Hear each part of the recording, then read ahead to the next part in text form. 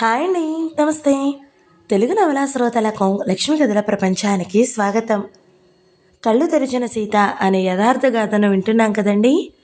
ఈరోజు ఈ వీడియోలో మనం ఎపిసోడ్ 10 వినేద్దామండి. రచించిన వారు రంగనాయకమ్మ గారు, చదివి వినిపించేది పద్మిని. చికాగోలో 16వ తారీఖు రాత్రి గడిచిపోయింది. తెల్లారింది.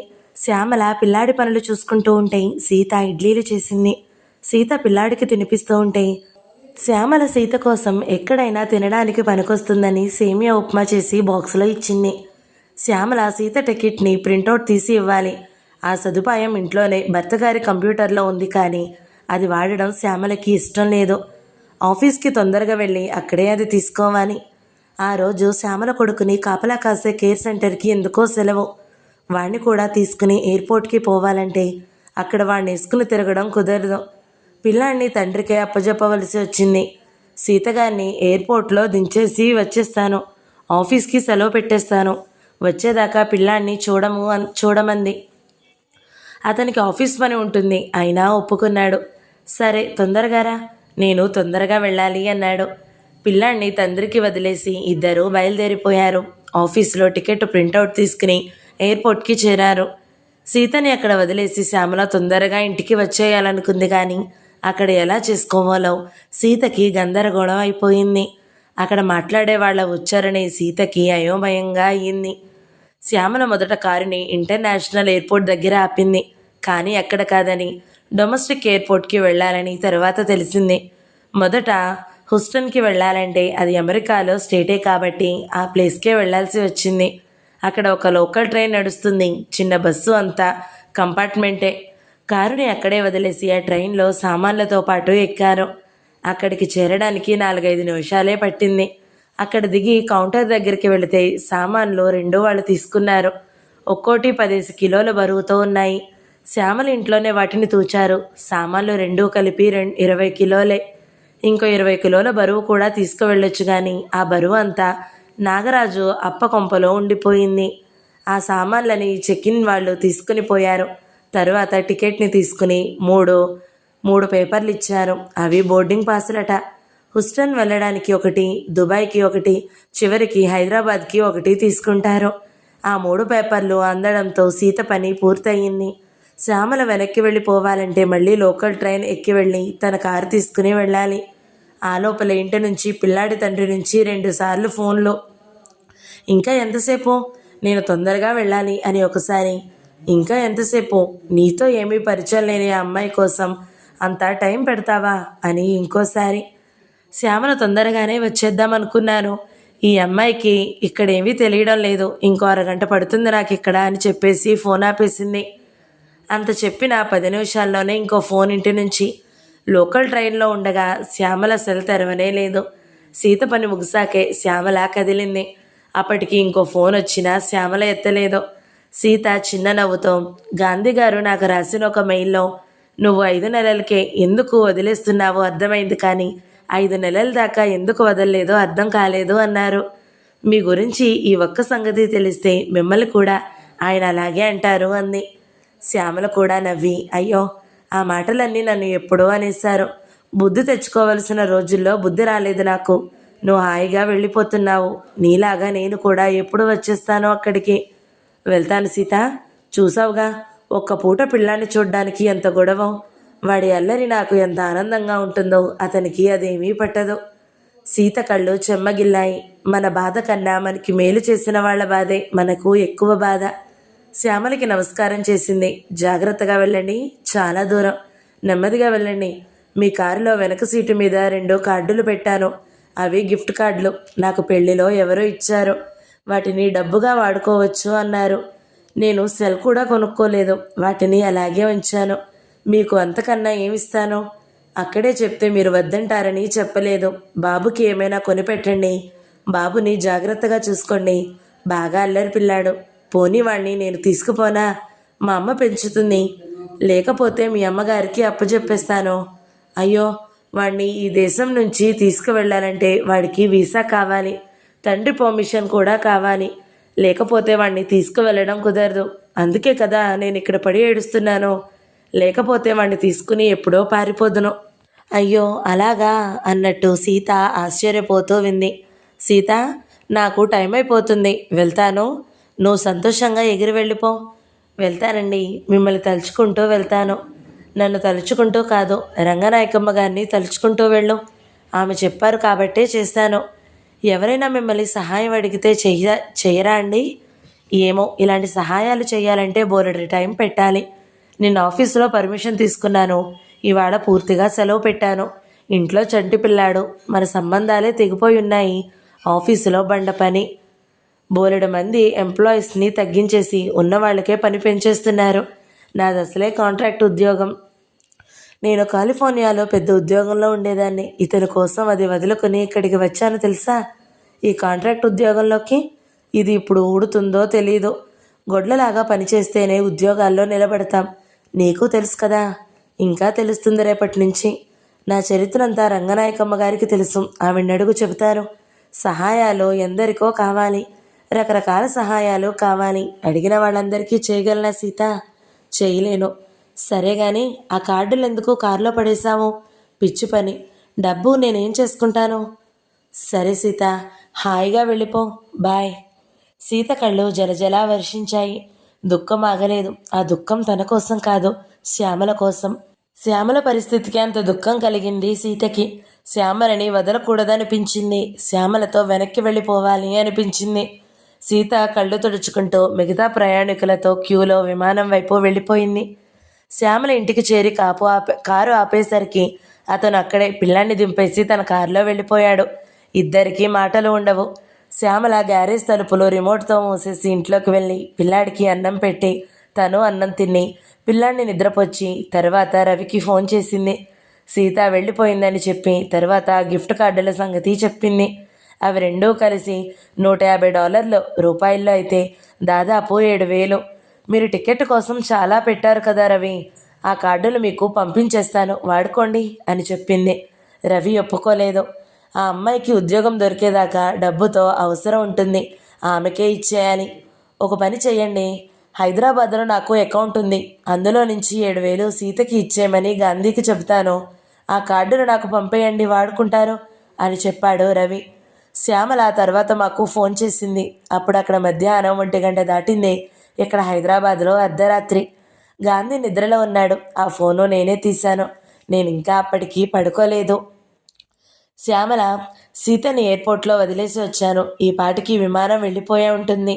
ఈ అమ్మాయిని అతను ఎలా పోగొట్టుకున్నాడో చాలా ఆశ్చర్యంగా ఉంది నాకు అంది. నిన్ను నీ భర్తగారు పోగొట్టుకోలేదు అన్నాను. శ్యామల చాలా నిరుత్సాహంగా, ఆడవాళ్ళు మారుతున్నారు కానీ మగవాళ్ళు మారడం లేదు పెద్దమ్మ. ఎందుకు అంది. ఎందుకేమిటి? ఆడవాళ్ళు మారితే వాళ్ళకి కొన్ని కొత్త హక్కులు వస్తాయి, మగవాళ్ళు మారితే వాళ్ళ పాత హక్కులు పోతాయి. హక్కులు వచ్చేవాళ్ళు మారతారా, పోయేవాళ్ళు మారతారా? శ్యామల నవ్వింది. ఆడవాళ్ళు మాత్రం ఏం మారుతున్నారు శ్యామల? నాగరాజు తల్లి, అక్క ఏం మారారు? వాళ్ళ ఆడవాళ్ళు కారా? అవును, మా అత్త ఇక్కడ ఉన్నన్నాళ్ళు ఎంత పీడించిందో. అలాంటి ఆడవాళ్ళ చేతుల్లో పెరిగే పిల్లలు ఏం సంస్కారం తయారవుతారు? అసలు ఆ ఆడవాళ్ళు కూడా అలాంటి ఆడవాళ్ళ చేతుల్లోనూ పెరిగిన వాళ్లే. కస్తూరి నాగలక్ష్మమ్మ చేతుల్లో పెరిగింది. ఆ నాగలక్ష్మమ్మ కూడా ఏ నాగసుబ్బమ్మ చేతుల్లోనూ పెరుగుంటుంది. ఇప్పుడు ఉన్న ఆడవాళ్ళు మగవాళ్ళు అందరూ యేసుక్రీస్తు కన్నా వెనకటి వాళ్లే. శ్యామల మళ్ళీ నవ్వింది. అందరూనా? ఎవరో ఉంటారులే, నూటికొకరో కోటికొకరో. దానివల్ల ఏం ప్రయోజనం? నాగరాజుని సీత వదిలేసినా అతన్ని 2వ నెలలోనే 2వ పెళ్ళైపోతుంది. అలాంటప్పుడు అతనికి మారాల్సిన అవసరం ఏమిటి? మారాలంటే అతను బోలెడు పెత్తనాలు వదులుకోవాలి. మారకుండా ఉంటే ఎంత హాయి, మారడం ఎంత తలనొప్పి. సరేలే, ఇప్పుడు ఆ గోలు ఎందుకు కానీ సీత తన సంగతులు ఏమైనా చెప్పిందా? కారులోనే కాస్త మాట్లాడుకున్నాం. ఇంట్లో మాట్లాడుకునే వీలెక్కడా? మా రాక్షసుని అదుపు చేయడానికే టైం చాలలేదు. తీరిగ్గా మాట్లాడుతున్నావు. నిద్రపోతున్నాడా ఆ దుండిగాడు? పర్వాలేదు, 2 గంటల దాకా లేవడు.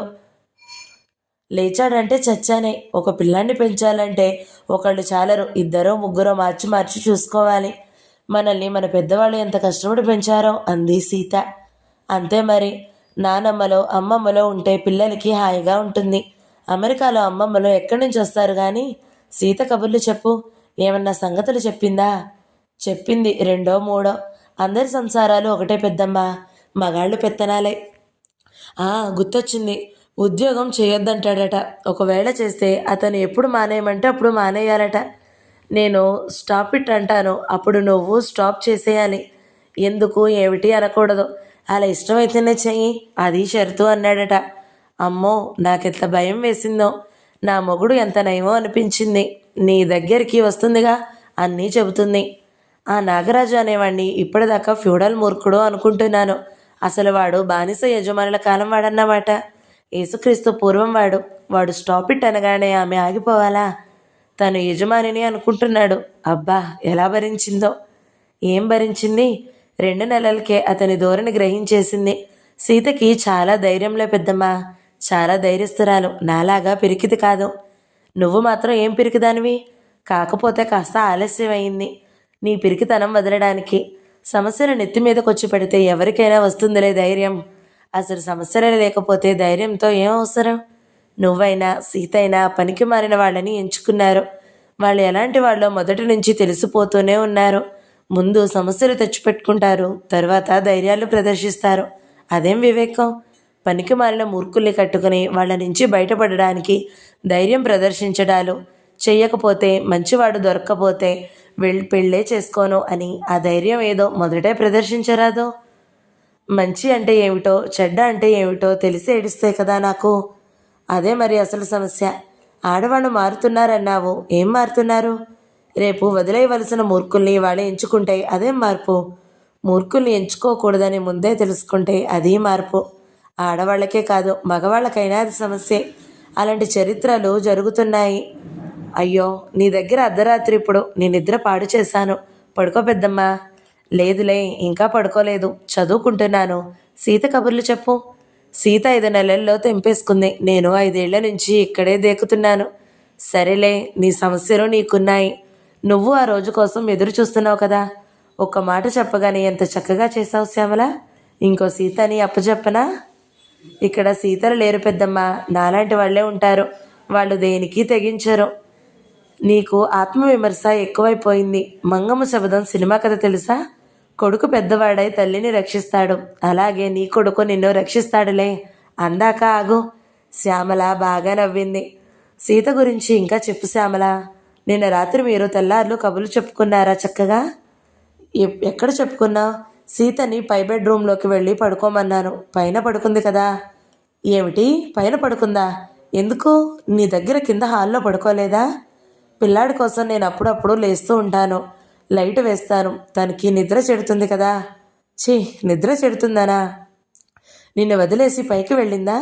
నేనే వెళ్ళమన్నాను పెద్దమ్మ. నువ్వు మర్యాదకి చెప్పావేమో. అయితే మాత్రం ఒక రాత్రంతా నీతో కలిసి ఉండే సంతోషం పోగొట్టుకుందా?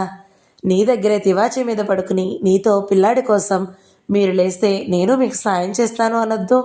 నిన్ను వదిలేసి పైకి ఎలా వెళ్ళింది? శ్యామల, ఆ తెల్లవార్లు తన సంగతులు నీతో చెప్పుకోవద్దు. నిద్రపోతూనే ఎప్పుడు మెలకు వస్తే అప్పుడు మాట్లాడుకోవచ్చు కదా. ఏముంటాయి సంగతులు చెప్పడానికి, వినడానికి? అందరి సంగతులు ఒకటేలే పెద్దమ్మా. కొన్ని చెప్పిందిగా, హాయిగా నిద్రలు పోతేనే ఆరోగ్యం. అవును, నిద్రలు పోతూ ఆరోగ్యాలు కాపాడుకోండి. చాలా తెలివైన పని. మొత్తానికి భార్యాభర్తల్ని విడదీశాను. నాతో చాలా పాపం చేయించావు పెద్దమ్మా.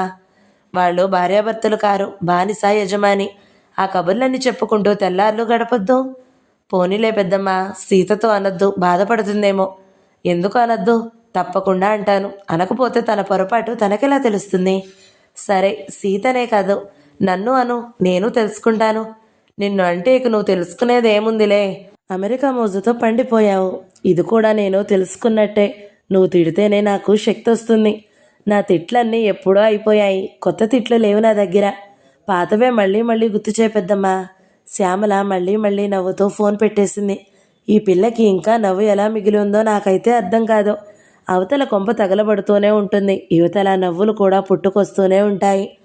నవంబర్ 17న మధ్యాహ్నం 12ంటికి సీత చికాగోలో విమానం ఎక్కేసింది కదా. 19న తెల్లారగట్ల హైదరాబాద్లో దిగుతుంది. అప్పటికి కనీసం 30 గంటలు అవుతుంది. ఆమె దిగి వచ్చి చెప్తేనే కానీ అక్కడ ఆమె సంగతులేమిటో, ఆమె సంసారం సొగసు ఏమిటో, ఆమె గురించి మాట్లాడుకోవడానికి ఏమీ లేదు. కానీ శ్యామల ఉందిగా. శ్యామల రెండో సీత. మొదటి సీత చరిత్ర అయితే 5 నెలలదే కానీ రెండో సీత చరిత్ర 5 ఏళ్లది. బోలెడు చెప్పుకోవచ్చు సీత విమానం దిగేదాకా. శ్యామలకి ఇప్పుడు 32 ఈ పిల్ల మహా తెలివి మారినది. ఇప్పుడంటే కాస్త గడుసు మీరింది కానీ ఇప్పటికి మాత్రం ఏం మీరింది? ఏదో మీరిందంతే. మంచి అమ్మాయి, మెత్తని మనసు, మెత్తని మాటలు, కోపాన్ని కూడా మెత్తగానే చెబుతుంది. అదో అలవాటు. శ్యామల నాన్న ఇప్పుడు హైదరాబాద్లోనే లెక్చరరు, రచయిత కూడా. కథలు వ్యాసాలు రాస్తారు. ఈయనతో నాకు ఎక్కువ పరిచయం లేదు. మేము ప్రజా సాహితీ పత్రిక నడిపేటప్పుడు ఈయన కథలో కొన్ని వేశాం, అదే పరిచయం. ఇవన్నీ బహువచనంలోనే చెబుతాను. 2.5 సంవత్సరాల క్రిందట శ్యామల నాన్న ఒకసారి నాకు ఫోన్ చేశారు. మీ దగ్గరికి ఒకసారి రావచ్చా? ఎప్పుడు వీలవుతుంది మీకు అని. రావచ్చు కానీ ఎందుకండి, ఏం పని? పని అంటే పనేలేండి, మా అమ్మాయికి మిమ్మల్ని పరిచయం చేయాలని. పరిచయం కావాలని మీరు అనుకుంటున్నారా? మీ అమ్మాయి కూడా అనుకుంటుందా?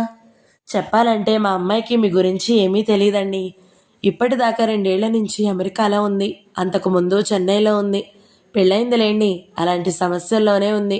మీతో మాట్లాడితే కొంచెం ధైర్యంగా ఉంటుందేమోనని. వస్తే రండి కానీ అలాంటి అభిప్రాయం పెట్టుకోవద్దండి. మాట్లాడితే ఏం ధైర్యం వస్తుంది? పుస్తకాలు చదివితే ధైర్యం వస్తుంది. మీ కథలే బోలెడున్నాయి, అవన్నీ చదివిందా? కొన్ని చదివింది, కొన్ని వదిలింది. మీ టైం చెప్పండి, నేను మా అమ్మాయి అబ్బాయి వాళ్ళ తల్లి వస్తాం. సరే చెప్పాను. ఒకరోజు సాయంత్రం వచ్చారు. శ్యామలని చూశాను. అమాయకంగా కనబడింది. ఏదో విచారంలో ఉన్నట్టు కనబడింది. శ్యామల తల్లి మాటలు వింటే శ్యామల కన్నా ఆవిడే నాకు బాగా నచ్చింది. బాగా చదువుకున్న మనిషి. శ్యామలకు సంబంధించిన ప్రస్తుత పరిస్థితి ఏమిటో చెప్పారు. దాని వెనుక బోలెడు చరిత్ర ఉండి ఉంటుందని ఊహించవచ్చు కానీ అయినా ఆ జరిగిందేమిటో వింటే చాలా నిర్ఘాంతపోయేలాగా అయ్యింది మా ఇంట్లో. శ్యామలది ప్రేమ వివాహం. అతని పేరు శివరాం బాబా. పెద్దవాళ్ల అసంతృప్తుల లెక్క చేయకుండా అమెరికాలో చేసుకున్న పెళ్ళి అది. ఆ ప్రేమ జ్యోతి కూడగట్టడం మొదలు పెట్టేసిందనే సంగతి శ్యామలకు అర్థం కాని కాలం అది. సంసారం అంటే ఇలాగే ఉంటుందని శ్యామల ఎక్కడికక్కడ సరిపెట్టుకుంటూ ఏడ్చి కళ్ళు తుడిచేసుకుంటూ ఉన్న కాలం అది. శ్యామల అమెరికాలోనే పెళ్ళై 2 ఏళ్ల నుంచి ఉంటున్నప్పుడు ఆమెని ఒకసారి చూసి రావాలని తల్లిదండ్రులకు ఉండేది కానీ వీసాలు చాలా కాలం దొరకలేదు. చివరికి అలాగో దొరికాయి. శ్యామలే టికెట్లు బుక్ చేసి అతనికి కూడా చెప్పింది కానీ వాళ్ళు రావడం అల్లుడికి ఇష్టం లేదు. తన తల్లిదండ్రులే అమెరికాకి మొదట రావాలని అతని అభిప్రాయం. కానీ వాళ్ళకి వీసాలు లేవు. అమెరికాకి ముందు వచ్చే గొప్ప అత్తమామలకు పోతుందని అతని బాధ. ఎన్నాళ్ళుంటారు అని అడిగాడు. చెప్పింది. ఊరుకున్నాడు. శ్యామల అమ్మా నాన్న విమానం దిగారు. ఇంటికొచ్చారు. వాళ్ళకి అల్లుడంటే ఇష్టం లేదు. వాళ్ళు వచ్చిన మర్నాటి నుంచి శ్యామల తల్లి వంటింట్లో పనులు చూసుకునేది. అయితే శ్యామల తల్లి అల్లుణ్ణి పలకరించేది కాదు. కాఫీ గ్లాస్ తెచ్చి అతని కుర్చీ పక్కనే పెట్టి వెళ్ళిపోయేది. అన్నం పెడితే కూడా మాట్లాడకుండా పెట్టి వెళ్ళిపోయేది. ఈ సంగతులు ఆ మొదటి రోజునే వాళ్ళు చెప్పినవి కావు. తర్వాత రోజుల్లో శ్యామల నాతో చెప్పినవి. కానీ శ్యామల తల్లిని నేను అడిగితే తను మరీ అలా చేయలేదని, ఆవిడ సంగతి తిరస్కరించింది. ఏం మాట్లాడితే ఏం తప్పు పడతాడో అని మాట్లాడేదాన్ని కాను అని కొన్నిసార్లు చెప్పింది. శివరం బాబా శ్యామలతో, ఏమిటి మీ అమ్మ నాతో అలా ప్రవర్తిస్తుంది అనడం మొదలుపెట్టాడు. శ్యామల అతని మాటల్ని అంతా పట్టించుకోకుండా ఆ విషయాలు అంత సీరియస్గా తీసుకోవడం ఎందుకు అనేది. అలా కాకుండా శ్యామల చేయాల్సింది అతనికి సంబంధించిన పనులేవో తనే చేసుకోవాలి. అతను కూడా చేయాల్సింది అత్తగారితో ఖచ్చితంగా నా కాఫీ సంగతి శ్యామల చూస్తుంది, లేకపోతే నేను చూసుకుంటాను, మీరు మాత్రం నా దగ్గరికి ఏమీ తీసుకురాకండి అనాలి. శ్యామల తండ్రి అయిన భార్యని బాగా విమర్శించి, వీళ్లతో కన్నాళ్ళు కలిసి ఉండడానికే వచ్చాం, ఇలా చెయ్యొద్దు, కాస్త మామూలుగా ఉండు అని చెప్పి ఆ పద్ధతిని మాన్పించవలసింది. అల్లుడు ఆఫీసు నుంచి ఇంటికి వచ్చినప్పుడు అత్తగారు అతని మొహం చూడకుండా తన బెడ్రూమ్లోకి వెళ్ళిపోయేది. అల్లుడు మీద అంత ఇష్టం అయితే వాళ్ళు అసలు అల్లుడు కూడా ఉన్న చోటుకి వెళ్ళకూడదు. కూతుర్ని చూడాలంటే ఆమెనే తమ దగ్గరికి పిలిపించుకోవాలి. మొత్తానికి నలుగురు అస్తవ్యస్తంగా ప్రవర్తించారు. ఇంకా వెనుక చరిత్ర చాలా ఉంది, అదంతా తర్వాత చూడొచ్చు. అత్తమామలు అమెరికా వచ్చాక అత్తమామలంటే బొత్తిగా ఇష్టం లేని అల్లుడు ఏం చేశాడు అంటే, ఒకరోజు ఆఫీస్కి వెళ్ళాక బయట నుంచి భార్యకి ఫోన్ చేశాడు. నేను ఇప్పుడు ఎయిర్పోర్ట్లో ఉన్నాను, ఇండియాకి వెళ్ళిపోతున్నాను. మీ అమ్మ నాన్న నా ఇంట్లో నుంచి బయటికి పోయేదాకా నేను అక్కడికి రాను. అక్కడికి వచ్చిన వాళ్ళు తిరిగి ఆ ఇంట్లో నేను తిరగను. ఆ ఇల్లు అమ్మేస్తాను. బ్రోకర్కి చెప్పేశాను, బ్రోకర్ వచ్చినప్పుడు ఇల్లు చూపించు, బాయ్ అని చెప్పేసి ఫోన్ ఆపేశాడు. అత్తగారు తనకి కాఫీ మర్యాదగా ఇవ్వడం లేదని, తనని మర్యాదగా పలకరించడం లేదని దేశం వదిలి వెళ్ళిపోతాడా? అత్తగారు నడిచిన ఇల్లే అమ్మేస్తాడా? ఈ అల్లుడు ఎంత అమర్యాదకి అర్హుడో, ఎంత మర్యాదకి అనర్హుడో, ఎంత నిర్లక్ష్యం చేయదగ్గవాడో అత్తగారికి బాగా తెలియబట్టే ఆవిడ అలా చేసుంటుంది. కానీ శ్యామల అతని ఫోన్ వచ్చినప్పటి నుంచి ఏడుపు మొదలుపెట్టింది. శివరాం బాబాకి స్నేహితులైన ఒక భార్యాభర్తలు వచ్చి శ్యామలతో, బాబా మాకు ఇప్పుడే ఫోన్ చేశాడు, ఇండియాకి వెళ్ళడానికి ఎయిర్పోర్ట్లో ఉన్నాడట అని చెప్పారు. తర్వాత శ్యామల తల్లితో, మీరు ఇండియాకి వెళ్ళిపోండమ్మా, బాబా తిరిగి వచ్చేస్తాడు, వాళ్ళిద్దరూ సుఖంగా ఉంటారు, ఆడపిల్లకి పెళ్ళయ్యాక ఇక ఆమెని తల్లిదండ్రులు వదిలేయాలమ్మా, మీరు వచ్చి ఇక్కడ ఉండకూడదమ్మా అని నీతులు చెప్పడం మొదలుపెట్టారు. అలా చెప్పిన ఆమె ఇంట్లో ఆమె తల్లి ఉంది. వాళ్లతో శ్యామల తల్లిదండ్రులు, మేము ఇక్కడ ఉండిపోవడానికి వచ్చామా, 4 రోజులుండి వెళ్ళిపోతాము, మీ తల్లిదండ్రులు మీ దగ్గరికి రారా అని గట్టిగానే మాట్లాడారు. కానీ కూతురు గట్టిగా లేకపోవడం చూసి చాలా ఇబ్బంది పడ్డారు. 2 రోజులు శ్యామల ఏడుపులతో తల్లిదండ్రుల వాదాలతో సాగింది కాలం. ఇండియాలో తల్లి దగ్గరికి చేరిన శివరాంకి శ్యామల ఫోన్లో మొదలుపెట్టింది, వచ్చే శివ, నువ్వు చెప్పినట్టే వింటాను శివ అని. శివరాం తల్లి ఆ ఫోన్లో కోడలితో, ఏంటమ్మా మీ అమ్మ నువ్వు కలిసి నా కొడుకుని ఏం చేశారమ్మా, నా కొడుకు బోరుని ఏడుస్తూ మంచం పట్టేశాడమ్మా అని తిట్లు మొదలుపెట్టింది. 4 రోజుల దాకా ఆ ఘట్టాలు సాగాయి. ఆ లోపల శివరాం స్నేహితులైన దంపతులు మళ్ళీ వచ్చి శ్యామల తల్లితో, మీ అమ్మాయిని వదిలేసి మీరు అర్జెంటుగా వెళ్ళిపోండి, పిల్ల సంసారం పాడు చేయకండి అని ఇంకో 4 సార్లు చెప్పి వెళ్ళారు. శ్యామల తల్లి ధైర్యస్తురాలే కానీ ఆ నీతులు వాళ్ళని చెంప మీద చెల్లున ఎందుకు కొట్టలేదో అర్థం కాలేదు నాకు. శ్యామల తల్లిదండ్రుల కూతురితో, నువ్వు కూడా మాతో రామ్మా, కొన్నాళ్ళు అక్కడ ఉండి రావచ్చు, నిన్ను వదిలేసి వెళ్ళాలంటే మాకు కాళ్ళు ఆడడం లేదు అన్నారు. శ్యామల మొదట్లో ఒప్పుకోలేదు కానీ చివరికి ఒప్పుకుంది. ఉద్యోగానికి సెలవు పెట్టింది. అందరూ హైదరాబాద్ ఇంటికి వచ్చేశారు. ఆ తర్వాత వారం రోజులకి మా ఇంటికి వచ్చారు. శివరాం ఇండియాకి వచ్చేసిన ఉదాంతం అంతా అప్పుడే చెప్పారు.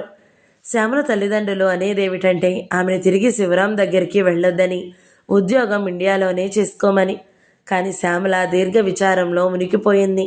శివ లేకుండా నేను బ్రతకలేను, అతని చేతుల్లో చచ్చిపోవడమైనా నాకు ఇష్టమే అంటుందని చెప్పారు. ఆ రకం సినిమా ఏదన్నా చూసావా ఈ మధ్య అని నేను శ్యామలతో అంటే కొంచెం నవ్వి ఊరుకుంది. అతని ప్రవర్తనకి నీకు కోపం రాలేదా అంటే దానికి ఊరుకుంది. సరే, ఈమె చిన్నపిల్లేం కాదు, 30 ఏళ్ళు దాటాయి, ఆమె జీవితం ఆమె ఇష్టం, ఆమె జ్ఞానాన్ని బట్టి ఆమె నడుస్తుంది, మీరు చెప్పగలిగేదేదో చెప్పండి, ఆలోచించుకోమ్మా అనండి, అంతే, అంతకన్నా ఒత్తిడి చేయకూడదు, ఇక్కడ కొన్నాళ్ళు ఉన్న తర్వాత విమానం ఎక్కించేయండి అని చెప్పాను నా సలహాగా. కానీ అది శ్యామలాకి నచ్చింది కానీ వాళ్ళకి నచ్చలేదు. ఎలా పంపిస్తాం అక్కడికి అన్నారు. అది మీ ఇష్టమా ఆమె ఇష్టమా? అది ఆమె ఇష్టం. ఇంతకన్నా పెద్ద పెద్ద అవమానాలు భరిస్తూనే కాపురాలు చేస్తున్నారు ఆడవాళ్ళు అన్నాను. శ్యామల, ఏమన్నా పుస్తకాలు అంటే నవలలు అవి చదివావా అన్నాను. లేదు అంది. ఈ 2 వారాల్లో ఏమన్నా నవలలు చదువుకో, దిగులు పడకు అన్నాను. శ్యామల తమ్ముడు, నా దగ్గర ఉన్నాయిలేండి చాలా నవలలు, ఇస్తాను అన్నాడు. చాలాసేపు శివరాం గురించిన మాటలే జరిగాయి. శ్యామల చాలా తక్కువే మాట్లాడింది. తర్వాత వెళ్ళిపోయారు. వాళ్ళు ఉన్నది ఈ ఊళ్ళోనే. ఆ మర్నాడు నేను శ్యామలని ఫోన్లో పలకరించాను. బాగున్నావా శ్యామల, రాత్రి నిద్రపోయావా అన్నాను. బాగున్నానండి అంది. ఏమన్నా కబుర్లు చెప్పు, అసలు శివరాంకి నీకు పరిచయం ఎలా అయ్యింది? చెన్నైలో ఇద్దరం ఒకే ఇంటర్వ్యూకి వెళ్ళాం, నాకే వచ్చింది ఆ ఉద్యోగం, అతనికి రాలేదు. అలా మొదలుపెట్టింది. నేను తరచూ ఫోన్ చేసేదాన్ని. శ్యామల తల్లి, శ్యామల కూడా చేసేవారు నాకు. శ్యామల ఒకసారి నాతో, మిమ్మల్ని పెద్దమ్మ అని పిలుస్తానండి అంది. అలాగే, మంచిదే, అమ్మ అన్న సంబంధం అయితే నీకు మీ అమ్మతో తప్ప ఇంకెవరికి ఉండక్కర్లేదు. పెద్దమ్మలు పిన్నమ్మలు అయితే ఎందరైనా ఉండొచ్చు, అలాగే పిలువు, నీ ఇష్టం. పెద్దమ్మతో మర్యాదలు అక్కర్లేదు, పెద్దమ్మ నువ్వు అని మాట్లాడు, అలాగే సంతోషంగా ఉంటుంది అన్నాను. శ్యామల చాలా సంతోషంగా అలాగే పిలుస్తాను పెద్దమ్మ అంది. శ్యామల ఆంటీ అని పిలుస్తాను అంటే ఛీ అనేదాన్ని. ఆమె నా పాఠకురాలిగా పరిచయం అయిన వ్యక్తి అయితే పెద్దమ్మ అనడానికి కూడా ఒప్పుకునేదాన్ని కాదు.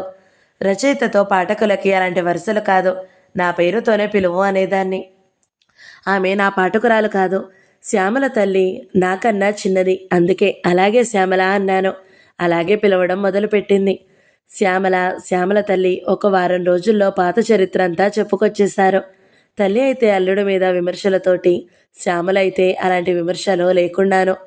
తెలుగు కుటుంబాల్లో పిల్లలకి బాబా అని, నాగు అని, సాయి అని పేర్లు పెట్టారంటే ఆ కుటుంబాలు మూర్ఖపు కుటుంబాలే అని శ్యామల తల్లి అభిప్రాయం. నా అభిప్రాయం కూడా అదే. పెద్దవాళ్ళు అలా పెట్టారనుకోండి, ఆ పిల్లలు ఆ మూర్ఖత్వాన్ని, అంటే ఆ భావాల్ని, ఆ స్వభావాల్ని వదిలించేసుకుంటే ఇక ఆ పేర్లు ఉంటే ఉంటాయి అన్నారు నేను. ఈ బాబా అలా వదిలించుకునే రకం కాడులేండి అంది శ్యామల తల్లి. శ్యామలకి శివరాంకి చెన్నై ఇంటర్వ్యూ దగ్గర అయిన పరిచయం తర్వాత ఇక అప్పటి నుంచి ఈమెయిళ్ళు, ఫోన్లు సాగాయి. ఆ శివరాం సరైన వాడేనా అని శ్యామల తల్లి కూతుర్ని ప్రశ్నలు వేసేది. శ్యామలకి ఎంసెట్లో పెద్ద ర్యాంకు, ఏ ఇంటర్వ్యూకి వెళ్ళినా టకీమని ఉద్యోగము అలాంటివి తప్ప సాహిత్యం గురించి అప్పట్లో పొట్టకొస్తే అక్షరం ముక్కలేదు. తండ్రి రచయిత, తల్లి తెలివైంది, చదువుకున్నది, ఇంటి నిండా పుస్తకాలే. వాటిలో శ్యామల కొన్నిటినైనా చదివింది కానీ వాటి వల్ల ఆమెకి ఏమీ అందలేదేమో. తల్లిదండ్రుల బోధలు చెవులకెక్కలేదు. శ్యామల ఇంకా ముడిసరుకులాగానే ఉండిపోయింది. శివరాం ఎటువంటి వాడు గ్రహించే వివేకం ఏది శ్యామలకి అప్పటికీ అలవడలేదు. గతంలో ఒక్కో సంఘటన జరిగినప్పుడల్లా తల్లిదండ్రులు శివరాం ధోరణి బాగాలేదని చెబుతూనే ఉన్నారు. అయినా శ్యామల చెవిన పెట్టేది కాదు. శివరాంతో ప్రేమ కలలు మొదలైపోయాయి. శ్యామల కొంతకాలం చెన్నైలో ఉద్యోగం చేసేది. అప్పుడు శివరాం అమెరికాలో ఉండేవాడు. ఆ రోజుల్లో ఒకసారి శ్యామలకి మెట్ల మీద జారిపడి కాలు బాగా విడికింది. అప్పుడు శ్యామల తల్లి విమానంలో పరిగెత్తుకుని వెళ్ళింది అక్కడికి. 15 రోజులకు గాని శ్యామల కాలు అదుపులోకి రాలేదు. అన్నాళ్ళు తల్లే ఇంటి పని చేసింది.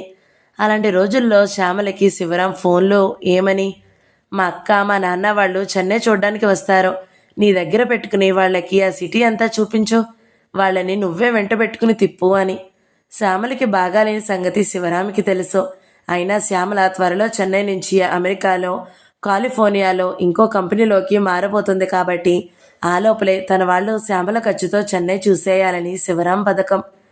అలా వీల్లేదు, నా ఆరోగ్యం బాగాలేదు అని చెప్పమని శ్యామలకి తల్లి సలహా. కానీ శ్యామల వినలేదు. శివరాం అక్కకి ఫోన్ చేసేసి వచ్చేయండి, నేను మీకు ఈ సిటీ అంతా చూపిస్తాను అని చెప్పేసింది. శివరాంని ఆనంద పెట్టడమే శ్యామల లక్ష్యం. శ్యామల తల్లికి ఎంత కోపం వచ్చిందంటే, నీ గోల నువ్వు పడు అని కూతురు దగ్గర నుంచి వెళ్ళిపోయింది. శ్యామల చలించకుండా శివరాం అక్క వాళ్ళని చెన్నైకి పిలిచి టాక్సీల వాళ్ళని 4 రోజుల పాటు ఊరంతా తిప్పి హోటళ్లలో మేపి వాళ్ళకి ఏవేవో కొనిపెట్టి తన వాళ్ళందరికీ నచ్చేలాగా చేసుకోవాలనే తాపత్రయంతో వాళ్ళకి నానా చాకరీలు చేసింది. ఆ ఖర్చంతా శ్యామలదే కాదు కానీ శ్యామలది కూడా చాలా. శ్యామల తల్లికి శివరాం మీద కోపం రావడానికి అది మొదటి సంఘటన. శ్యామలకి బాగా లేని పరిస్థితుల్లో ఆ పిల్లకి అలాంటి పని అప్పచెప్తాడా అని ఆవిడ కోపం, న్యాయమైన ఆగ్రహం అది. రెండో సంఘటన ఇండియాలోనే. శివరాం వాళ్ళ ఊళ్ళో శివరాం కుటుంబంలో ఒక ముసలాయన పోయాడు. శివరాం నాన్నకి డబ్బు కావలసి వచ్చింది. కొడుకుని అడిగాడు. నిజానికి కొడుకుని అడగకుండానే ఆ ఖర్చు ఆయన పెట్టుకోగలడు. కొన్ని కొట్లు అద్దెలకిచ్చున్నాడు. సొంత ఇల్లుంది. ఎవరిని అప్పడిగినా వెంటనే ఇస్తారు, తర్వాత తీర్చుకోవచ్చు. కానీ శివరాం నాన్న కొడుకునే డబ్బు అడిగాడు. ఆ కొడుకు శ్యామలతో ఫోన్లో, మా నాన్న అర్జెంటుగా కావాలంటున్నాడు, అదే ఆలోచిస్తున్నాను, అదే అంటూ మాట్లాడుతూ ఆ డబ్బు సంగతి ఎత్తాడు. ఊరికే ఎత్తడం కాదు, శ్యామల జవాబు కోసమే. వెంటనే శ్యామల, అక్కడి నుంచి నువ్వు పంపడం ఎందుకు శివ, ఇక్కడి నుంచి నేను పంపిస్తాను అని శివరాం నాన్నకి డబ్బు పంపించేసింది. దానితో శ్యామల తల్లికి మరీ కోపం శివరాం మీద. ఇంకా పెళ్లి కూడా జరగలేదు, కాస్త స్నేహంగా మాట్లాడే పిల్ల దగ్గర డబ్బు తీసుకుంటాడా? తండ్రిని మొదట అప్పు తీసుకోమని చెప్పొచ్చు, తరువాత తను డబ్బు పంపొచ్చు. అతను డబ్బు మాట ఎత్తగానే ఈ పిల్లంత ఎగబడి డబ్బు పంపడం ఏమిటి అని తల్లిదండ్రులకు కోపం. శ్యామల మీద కూడా. అది అంత కోపం రావాల్సిన విషయంగా శ్యామలకి అనిపించలేదు. శివరాం ఆ డబ్బు నాకు తిరిగిచ్చేశాడు అని శ్యామల తర్వాత చెప్పింది, కానీ అది నిజమో కాదో అని తల్లిదండ్రులకు సందేహమే. ఆ సంగతులు వాళ్ళు నాకు ఫోన్లో చెబుతూ ఉన్నప్పుడే, శ్యామల ఎందుకలా చేశావు అని నేను అక్కడక్కడ అడిగేదాన్ని. శ్యామలకి అందులో ఏం తప్పుంది అన్నట్టు ఆశ్చర్యంగానే ఉండేది. శివ అక్కకి చెన్నై చూడాలని సరదాగా ఉంది. వాళ్ళు వచ్చినా నాకేం కష్టం, కొంత డబ్బు ఖర్చు అవుతుంది అంతే కదా, అందుకే రమ్మన్నాను అంది. నీ ఆరోగ్యం బాగోలేదుగా అంటే కొంచెం తగ్గిందిగా అంది. ఆ తర్వాత రెండో విషయానికి, శివన అన్నగారికి అప్పుడు అవసరం కదా డబ్బు, మొదట నేను పంపిన శివ ఇచ్చేస్తాడు కదా, స్నేహితులకు సహాయం చేయమా అంది. అతను నిజంగా మంచి స్నేహితుడైతే శ్యామల పనులు సమస్యలుగా కనబడేవి కావు. పైగా అవి స్నేహానికి మంచి నిదర్శనాలుగా కనబడేవి. కానీ తర్వాత జరిగేదాన్ని బట్టి వెనకటి విషయాలకు కొత్త అర్థాలు వస్తాయి. శ్యామల చెన్నైలో ఉద్యోగం వదిలేసి అమెరికాలో కొత్త ఉద్యోగంలో చేరింది. శివరాం చికాగోలో మంచి జీతం వచ్చే ఉద్యోగంలోనే ఉన్నాడు. ఇక తర్వాత పెళ్లి వ్యవహారం. ఆ పెళ్లి రెండు వైపులా పెద్దవాళ్ళకి ఇష్టం లేదు. శివరాం వైపు వాళ్ళకి కులాంతరం ఇష్టం లేదు. కట్నం దొరకదనేది బాగా అసంతృప్తి. శ్యామల వైపు వాళ్ళకి శివరాం నమ్మకస్తుడు కాడని గట్టి నమ్మకం. శ్యామల శివరాం కోసమే ఇండియాలోనూ కాలిఫోర్నియాలోనూ కూడా ఉద్యోగాలు వదిలేసి తను చికాగోలో కాంట్రాక్ట్ ఉద్యోగంలో చేరింది. విషయాలు అలా జరుగుతూ ఉండగా శివరాం ఒకరోజు శ్యామల తండ్రికి ఫోన్ చేశాడు. ఏమని? మా వాళ్ళు కట్నం తప్పకుండా ఆశిస్తారు. నేనే మీకు 10 లక్షలు పంపుతాను, మీరే ఇస్తున్నట్టుగా దాన్ని మా నాన్నకి ఇవ్వండి అని. శ్యామల తల్లిదండ్రులు ఆశ్చర్యపోయారు. డబ్బు మాది కాకపోయినా అది ఇస్తే మేము కట్నం ఇచ్చినట్టు అవ్వదు. మేము ఆ పద్ధతి మనుషులం కాము. మా అమ్మాయి నీలాగే చదువుకుంది, ఉద్యోగం చేస్తుంది. పెళ్ళనేది మా అమ్మాయికే కాదు, నీకు అవసరమే, మీ ఇద్దరికీ అవసరమే. దానికోసం కట్నం ఎందుకు ఇవ్వాలి? అది ఎవరి డబ్బు అనేది కాదు ప్రశ్న. అసలు కట్నం ఎందుకు? నీ ఆస్తి గురించి మా అమ్మాయి అడిగిందా? నీ ఆస్తి కోసం ఆశపడుతుందా? మాకు ఆస్తి అనేది ఏమైనా మిగిలితే చివరికి మా పిల్లలిద్దరూ తీసుకుంటారు, అంతేగాని కట్నం మిమ్మల్ని ఇమ్మనడం లేదండి అన్నాడు శివరాం మళ్ళీ. నేను చెప్పింది నీకు అర్థం కాలేదా? డబ్బు ఎవరిదని కాదు, అది మేము ఇచ్చినట్టే అర్థం వస్తుంది. అది మాకు చాలా అవమానం. కట్నం అడగడం తప్పు పద్ధతి అని నీ తల్లిదండ్రులకు చెప్పుకో, అంతేగాని చెప్పిన వాళ్ళు వినరండి. చూడు శివరాం, మీ ఇద్దరి సంబంధం పెద్ద అబద్ధం మీద ఆధారపడకూడదు. మేము కట్నం ఇస్తున్నట్టు చెప్తే అది మీ వాళ్ళని దగా చేయడం కాదు అని శ్యామల తండ్రి తేల్చి చెప్పేసి ఫోన్ పెట్టేశాడు. తర్వాత ఆ వార్త కూతురికి చెప్పారు. శ్యామల ఆశ్చర్యపోయింది. అదేం పని అని శివరాంని అడిగింది. అది కాదు శ్యాము, మీ పేరెంట్స్ని ఇవ్వమని అడిగానా? నా డబ్బే ఇస్తానంటే తప్పేమిటి? మా పేరెంట్స్కి కట్నం పిచ్చి బాగా ఉంది. వాళ్ళకి అసంతృప్తి ఎందుకని అలా ఆలోచించాను అంతే శ్యాము అన్నాడు. శ్యామలకి నిజమే అనిపించింది. అంతేగాని నీ తల్లిదండ్రులకి కట్నం పిచ్చి ఉంటే ఆ పిచ్చిని నువ్వు కూడా పోషిస్తావా? ఆ పిచ్చికి తగ్గట్టే నువ్వు నడుస్తావా? వాళ్ళకి తేల్చి చెప్పాలి నువ్వు. కట్నం అడగడం తప్పు. వాళ్ళకి ఏమైనా ఉంటే వాళ్ళ పిల్లకే ఇచ్చుకుంటారు, ఏమీ లేకపోతే ఎక్కడ తెచ్చిస్తారు? కట్నం గురించి ఆలోచించకండి అని నీ పేరెంట్స్కి చెప్పుకోవాలి కానీ వాళ్ళకి అబద్ధాలు చెప్తావా? మీ వాళ్ళని మోసం చేస్తావా అని అడగాలని శ్యామలకి తెలియలేదు. శివరాం మాటలన్నీ ఆమెకి సమంజసంగానే కనబడ్డాయి. పాపం తన పేరెంట్స్ గురించి అలా ఆలోచించాడు అనుకుంది. తన తల్లిదండ్రులకే నచ్చ చెప్పడానికి ప్రయత్నించింది. అలా కాదు నాన్న, పేరెంట్స్ని సంతోషపెట్టాలని ఆలోచించాడంటే డబ్బు మనల్ని అడగలేదు కదా అని వాదించింది. అసలు తప్పు ఆమెకి అర్థం కాలేదు. కానీ శ్యామల తల్లిదండ్రులు అదంతా డబ్బు మనల్ని అడిగే ప్రయత్నమేనమ్మా. అతను 10 లక్షలు తెచ్చి మా చేతుల్లో పెడతానన్నాడు కదా. అయ్యో, ఆ డబ్బు నువ్వే ఇవ్వడం ఏమిటి? మేము ఇవ్వగలిగేదేదో మేము ఇస్తాంలే, 5 లక్షలు ఇస్తాంలే, పోనీ 6 లక్షలు ఇస్తాంలే అని మేమే అంటామని అలా చేశాడు. కట్నం ఇవ్వండి అని సూటిగా అడగకుండా తెలివిగా ప్రయత్నించాలి అనుకున్నాడు అని శ్యామలతో వాదించారు. కానీ శ్యామల నమ్మలేదు. అతన్ని అలా అపార్థం చేసుకోవద్దు నాన్న అంది. ఇక ఊరుకున్నారు తల్లిదండ్రులు. అమెరికాలో శ్యామల శివరాం బాబా పెళ్లి లగ్నం కూడా పెట్టించేసుకున్నారు. చికాగోలోనే పెళ్ళి. పెద్దవాళ్ళు ఇండియా నుంచి రావాలంటే ఎవరికీ వీసాలు లేవప్పుడు. శ్యామల అమ్మా నాన్న, పోనీ చేసుకుంటే రిజిస్టర్ పెళ్లి చేసుకుని ఊరుకోండి, లగ్నాలేమిటి మంత్రాలేమిటి అని మొత్తుకున్నారు. శివరాం లగ్నం పెళ్ళే కావాలన్నాడు. శివరాం అమ్మ లగ్నం పెళ్ళే చేసుకోవాలి సుమా అని మొత్తుకుంటుంది. చివరికి అదే. అక్కడ శివరాంకి ఉన్న స్నేహితులు ఒక భార్యాభర్తల్ని పెళ్లి కొడుకు తల్లిదండ్రుల్లాగాను, ఇంకో భార్యాభర్తల్ని పెళ్లి కూతురు తల్లిదండ్రుల్లాగాను పెట్టుకున్నారు. మంత్రాలు, సూత్రాలు, తలంబ్రాలు అన్నీ అవే. ఆర్భాటంగా పెళ్ళైపోయింది. 2 రోజులు పోయాక శివరాం ఒక బుట్టెడు బిల్లులు టేబుల్ మీద పరిచి లెక్కలు చూస్తున్నాడు. ఏదో రాస్తున్నాడు. ఏం రాస్తున్నావు శివ అని శ్యామల అడిగింది. మన పెళ్లి ఖర్చులు ఎంత అయ్యాయో చూస్తున్నాను అన్నాడు. చూశాడు. లెక్కలు ముగిశాక $7,000 శ్యాము అన్నాడు. శ్యామల వంటింట్లో పని అయ్యాక యువతలకి వచ్చి ఒక చెక్కు రాసి తెచ్చి శివరాం దగ్గర పెట్టింది. అది $4,000 చెక్కు. ఇదేంటి అన్నాడు. పెళ్లి ఖర్చుల్లో సగం నేను భరించాలి అంది నవ్వుతూ. అక్కర్లేదు, ఎందుకు అన్నాడు. అక్కర ఉందిలే, నీ అకౌంట్లో పడే శివ అంది. తీసుకున్నాడు. ఆలస్యంగా అకౌంట్లో పడేశాడు. అవునులే, పెళ్లి బాధ్యత నీకు ఉండాలి కదా అన్నాడు. శ్యామల పెళ్లి సంగతులు, డబ్బు లెక్కలు, ఆ కబుర్లన్నీ తల్లిదండ్రులకి చెప్పింది. వాళ్ళకి విచారాలు పెరిగాయి. ఈ తెలుగు మారిన పిల్ల ఇస్తే మాత్రం ఆ చెక్కుని చించి పారేయక ఆ డబ్బు తన అకౌంట్లో వేసుకుంటాడా?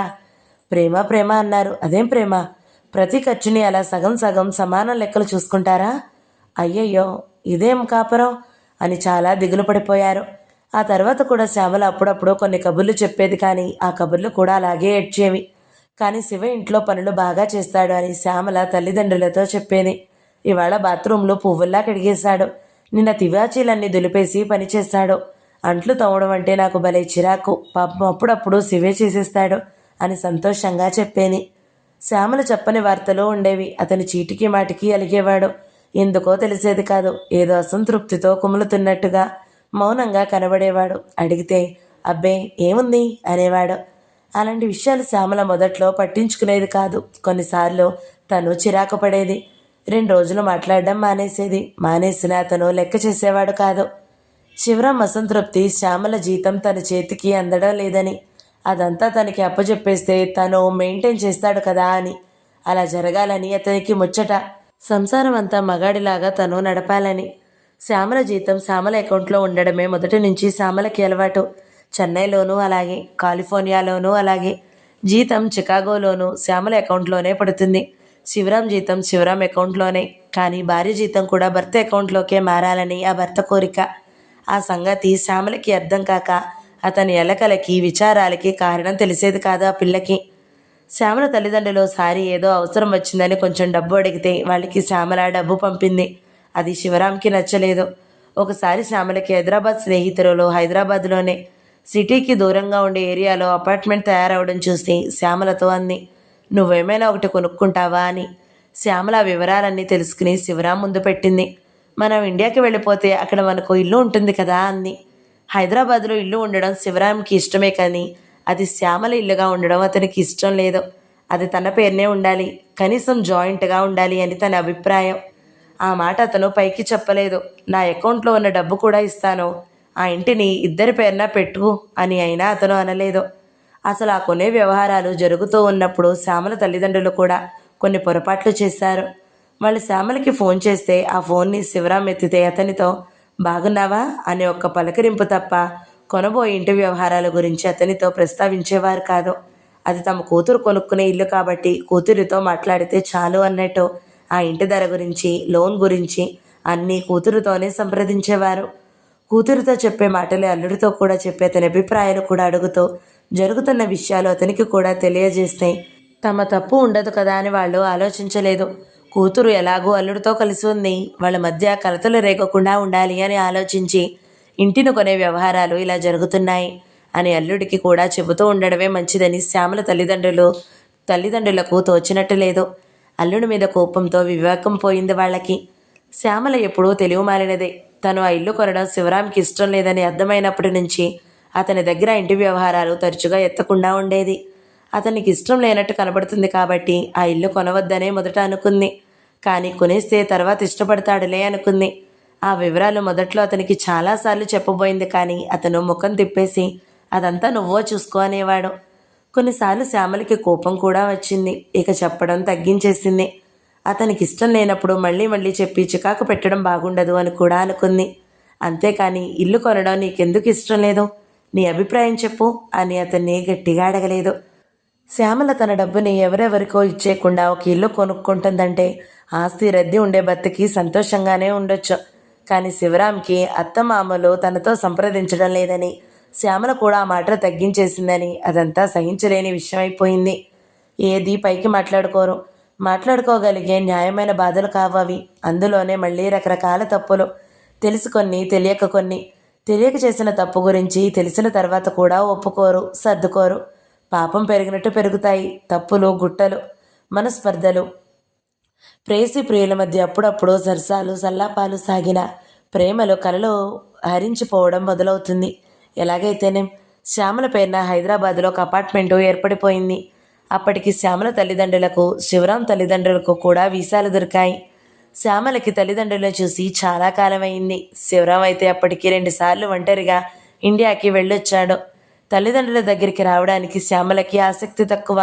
వాళ్ళు శివాని ఇష్టపడరు. వాళ్ళ మాటలు తన క్షేమానికి అని ఆమెకి అనిపించినా తన భర్తతలో మార్చుకోవాలంటే శివకి బాధ కలుగుతుందని ఆమెకు బాధ. అలాగే సాగింది కొంతకాలం. తల్లిదండ్రులకు వీసాలు వచ్చాక వాళ్ళని చూడాలనిపించింది శ్యామలకి. అమెరికాలో ఉన్న ఇండియా భార్యాభర్తలకి ఇంకో సమస్య ఉంటుంది. ఎవరి తల్లిదండ్రుల్ని మొదట అమెరికాకి తీసుకురావాలి? భర్త తల్లిదండ్రులే మొదట అమెరికాని చూసేయాలని, అక్కడికి మొదట రావాలని కొందరి వాదమట. శివ అభిప్రాయం ఎలా ఉందో శ్యామలకి తెలీదు. తన తల్లిదండ్రుల్ని అమెరికాకి పిలిపించాలి అనుకుంది. శ్యామలకి అప్పటికి 3 ఏళ్లైనా పిల్లలు లేరు. ఏదో చిన్న ఆపరేషన్ అవసరం అంది డాక్టర్ అమ్మ. ఆ ఆపరేషన్ పని కూడా తల్లిదండ్రులు ఉన్నప్పుడే చేయించుకోవాలనుకుంది శ్యామల. ఆ విషయాలు శివరాంతో మాట్లాడితే అవన్నీ ఇప్పుడెందుకు అన్నాడు. అయినా శ్యామల చొరవ చేసింది. శ్యామలలో ఒక తమాషా గుణం ఉంది. ఆమె కొన్ని విషయాల్లో చాలా స్వతంత్ర నిర్ణయాలతో ఉంటుంది. సొంత ఆర్థిక శక్తి వల్ల సాధ్యమయ్యే నిర్ణయాలవి. తను చెప్పిన విషయాలు శివరాంకి ఇష్టం లేదని గ్రహించినా దాన్ని లెక్క చేయకుండా తన తల్లిదండ్రుల కోసం టికెట్లు కొని వాళ్ళు అమెరికాకి వచ్చే ఏర్పాట్లు చేసింది. 3 నెలల దాకా ఉండేలాగా. ఇదంతా గత చరిత్ర. ఆ తర్వాత జరిగిందంతా నాకు మొదటే చెప్పారు కదా. అత్తగారు అమెరికాలో అల్లుడితో మర్యాదగా ఉండకపోవడం, అల్లుడు ఇండియాకి పరిగెత్తడం, అతన్ని వెంటనే వచ్చేయమని శ్యామల ఏడుస్తూ పిలవడం అవన్నీ జరిగాయి. శ్యామలతో తల్లిదండ్రులు మా ఇంటికి వచ్చింది ఆ రోజుల్లోనే. ఆ తర్వాతే పాత చరిత్ర అంతా కూడా చెప్పారు ఫోన్లలో. ఇంకా చెప్పని చరిత్ర కూడా ఉంది అన్నారు. కళ్ళు తెరిచిన సీత 10వ భాగం సమాప్తం. ఈ వీడియో మీకు నచ్చినట్లయితే లైక్ చేయండి, షేర్ చేయండి, మంచి కమెంట్ పెట్టండి. ఎవరైనా మొదటిసారి మన ఛానల్ని చూస్తున్నట్లయితే సబ్స్క్రైబ్ చేసుకోండి. Thank you so much for watching. నమస్తే.